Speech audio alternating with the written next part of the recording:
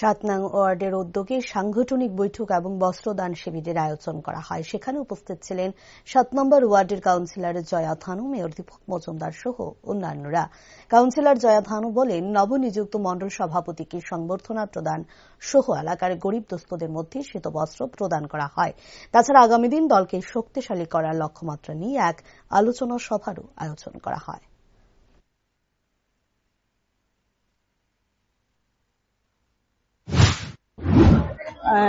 আজকে আগরতলা মন্ডলের 7 নং ওয়ার্ডের উদ্যোগে আমরা যারা দুস্থ পরিবার রয়েছেন এই এলাকার মধ্যে তাদেরকে শীতবস্ত্র আমরা দিয়েছি এবং যিনি মন্ডল সভাপতি নতুন দায়িত্ব পেয়েছেন ওনাকে সম্বর্ধনা দিয়েছি। যারা বুথ সভাপতিরা আছেন নতুন দায়িত্ব পেয়েছেন, আবার আমরা ওনাদেরকে নিয়ে সম্বর্ধনা দিয়েছি এবং আগামী দিন যেন দলকে শক্তিশালী করা যায় সেটাকে নিয়ে আমরা সবাই মিলে আলোচনা করেছি, যাতে আমরা আগামী দিন আরো ভালোভাবে কাজ করতে পারি এবং সংগঠনকে শক্তিশালী করতে পারি, সেটা নিয়ে আমরা সবাই আলোচনা আজকে রেখেছি।